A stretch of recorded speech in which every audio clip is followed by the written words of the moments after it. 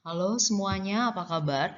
Semoga saat ini Anda semua berada dalam keadaan sehat dan tetap semangat untuk mengikuti aktivitas hari ini.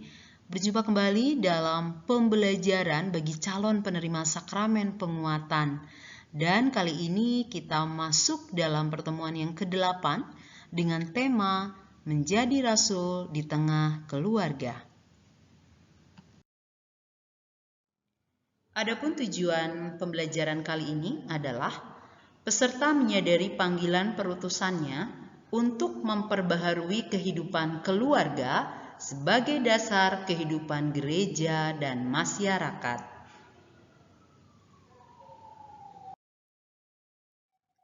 Mari kita sekarang men-sharingkan pengalaman kita. Hal-hal yang harus Anda sharingkan adalah yang pertama, mari kita lihat kembali. Apakah keluargaku dapat disebut sebagai keluarga Kristiani sejati? Ya.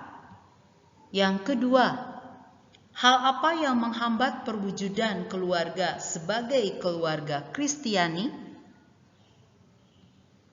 Yang ketiga, hal apa yang dapat mendukung perwujudan keluarga Kristiani? Nah, mungkin dalam sharing pengalaman ini sebagai tolak ukur bagaimana keluarga itu dapat disebut sebagai keluarga Kristiani dapat dilihat dari segala kegiatan yang dilakukan apakah dimotivasi oleh iman Kristiani atau tidak. Ya, mari masing-masing mengingat kembali pengalaman dalam keluarga. Kemudian apa yang menghambat perwujudan keluarga sebagai keluarga Kristiani, lalu apa yang mendukung perwujudan keluarga Kristiani.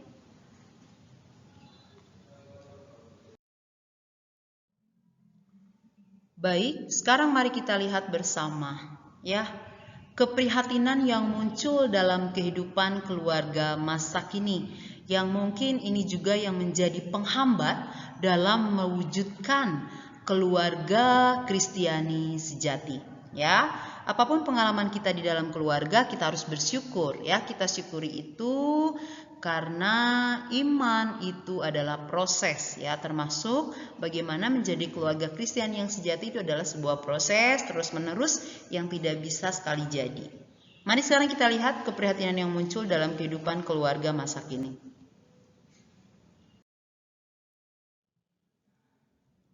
Yang pertama adalah rumah bagaikan losmen. Kita tahu ya, losmen ini adalah tempat menginap di mana orang banyak datang dari berbagai tempat, dari berbagai daerah.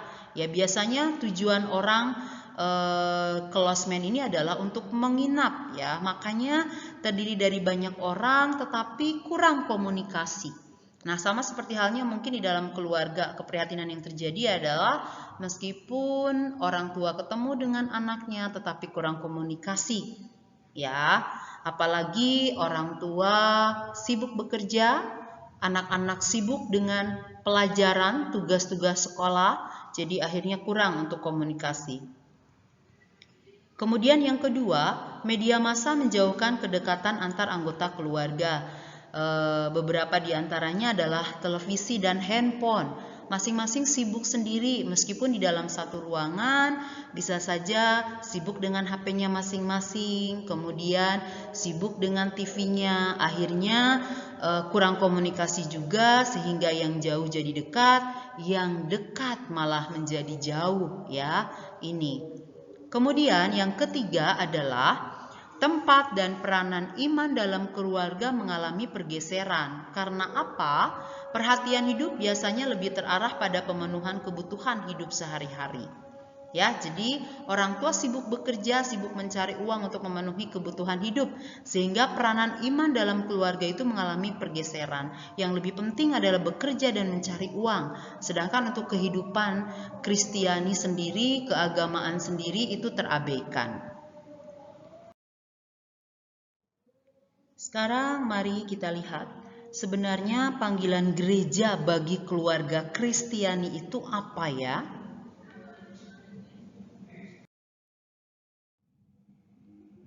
Sekarang mari kita lihat bersama poin yang pertama. Ya, dalam Gravissimum Educationis ya, dikatakan bahwa keluarga itulah lingkungan pendidikan pertama, keutamaan sosial yang dibutuhkan oleh setiap masyarakat, ya. Sebenarnya yang disebut sekolah pertama itu bukan sekolah tingkat TK, SD, pra-TK atau SMP, bukan, tetapi sekolah pertama dan utama itu adalah lingkungan keluarga. Ya, keluarga adalah sekolah pertama. Jadi ketika anak sebelum masuk TK belajar membaca, belajar menulis, bahkan belajar berjalan dan berbicara, itu pertama dalam keluarga. Nah, bukan hanya hal-hal yang berkaitan dengan pendidikan di sekolah, tetapi tentang keutamaan sosial pun yang pertama itu kan dididik dalam keluarga. Ya, bagaimana keluarga mengajarkan anaknya untuk bersosialisasi dengan lingkungan sekitar. Ya, itu. Kemudian dalam Gravissimum Educationis ini, atau pendidikan Kristen ini, anak-anak sudah sejak dini harus diajar mengenal Allah serta berbakti kepadanya dan mengasihi sesama seturut iman yang telah mereka terima dalam baptis. Ya, jadi bukan hanya tentang pendidikan keutamaan sosial yang harus orang tua atau keluarga ajarkan, tetapi dari sejak dini orang tua pun harus sudah mengenalkan anak-anaknya untuk berbakti kepada Allah. Salah satunya adalah ketika bayi dibaptis, kemudian mulai diajak ke gereja, dan kemudian ada doa bersama dalam keluarga. Nah, jadi sejak dini anak-anak harus sudah diajak untuk mengenal Allah. Kemudian yang ketiga, orang tua adalah pewarta iman dan pendidik yang pertama. Dengan kata-kata maupun teladan, mereka membina anak-anak untuk menghayati hidup Kristiani dan kerasulan. Jadi kita semua harus tahu bahwa anak itu akan meneladani atau mencontoh orang tua. Ya, orang tua yang rajin tentu saja anaknya pun akan menjadi rajin, ya, seperti itu. Oke, baik. Sekarang mari kita lihat bentuk kelasuran dalam keluarga. Ya, harapannya jika anggota keluarga atau orang tua itu rajin, karena orang tua itu menjadi teladan, anaknya pun kemudian rajin, ya. Harapannya demikian, idealnya demikian. Nah, mari sekarang kita lihat bentuk kerasulan dalam keluarga itu apa saja. Yang pertama, mulailah dari hal-hal kecil, ya. Mungkin dalam keluarga kita mulai memberikan perhatian-perhatian dalam hal kecil. Misalnya mengucapkan ulang tahun bagi anggota keluarga yang merayakan ulang tahun, atau misalnya ketika siswa pulang dari sekolah ditanya bagaimana di sekolah, bagaimana pelajarannya, ya, dan lain sebagainya. Itu hal kecil tetapi akan sangat bermakna. Kemudian yang kedua, mulailah dari diri sendiri, ya. Ketika anak ingin berdoa dan orang tua mungkin tidak bisa berdoa karena sibuk, ya sudah, ya, dimulai saja anak itu berdoa, gitu ya. Jadi mulai dari diri sendiri, entah itu dari orang tuanya, kemudian mengajak anaknya, walaupun mungkin awalnya anaknya belum bersedia untuk berdoa bersama, ya, ataupun karena orang tua sibuk akhirnya anaknya berdoa. Dengan melihat anggota keluarga, harapannya, ya, mereka semua akan termotivasi. Jadi mulai dari diri sendiri, tidak saling mengandalkan.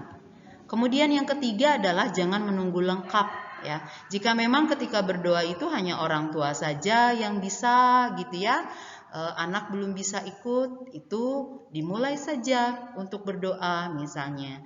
Kemudian karena orang tuanya sibuk bekerja, anaknya ke gereja sendiri, ya ke gereja sendiri, tidak masalah, gitu ya. Jadi jangan karena orang tua tidak bisa, anaknya pun akhirnya tidak berangkat ke gereja, ya, seperti itu. Kemudian yang keempat, mulailah dari hal-hal yang mudah, ya. Misalnya saat berdoa, ada orang yang bingung bagaimana caranya berdoa, bagaimana berdoa yang baik, ya. Semua doa itu baik sejauh keluar dari hati nurani kita, ya, sesuai dengan situasi dan kondisi yang ada. Misalnya ketika kesulitan berdoa, banyak buku panduan, buku doa, termasuk dalam puji syukur, atau mungkin zaman dulu ada Manda Bakti, atau zaman sekarang itu dalam internet, ya. Banyak sekali buku-buku doa yang ada di internet, jadi panduan bisa melihat di situ. Mulailah dari hal-hal yang mudah, misalnya mungkin dengan mencari di Google atau di buku doa, atau mungkin berkumpul untuk berdoa rosario, mendoakan Bapa Kami Salam Maria Aku Percaya Kemuliaan, ya, dengan wujud yang ingin disampaikan oleh keluarga, ya, seperti itu. Kemudian yang kelima, ini hal yang tidak kalah penting, ya, bagaimana merasul di dalam keluarga. Kecintaan berawal dari kebiasaan, dan ternyata kalau tidak pernah mencoba, jangan berharap apa yang Anda inginkan akan terwujud, ya. Jadi kebiasaan itu juga akan membentuk karakter seseorang, ya.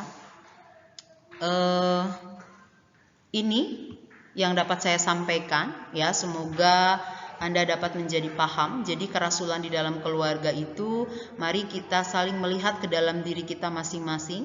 Sebagai seorang siswa, sebagai seorang anak, tidak melulu menyalahkan orang tua yang sibuk.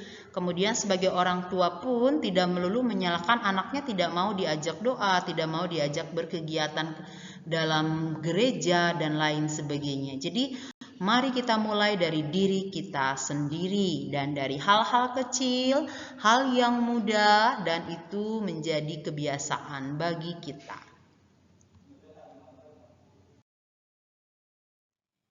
Baik, cukup di sini untuk pembelajaran kali ini, ya. Semoga Anda semua menjadi paham, ya. Mari kita bersama-sama mewujudkannya, karena iman itu adalah sebuah proses yang tidak bisa sekali jadi, yang tetap bertumbuh dan berkembang jika kita masih mau berusaha, ya. Tetap sehat, tetap aman, tetap teguh dalam iman. Sampai jumpa dalam pembelajaran selanjutnya. Tuhan Yesus memberkati.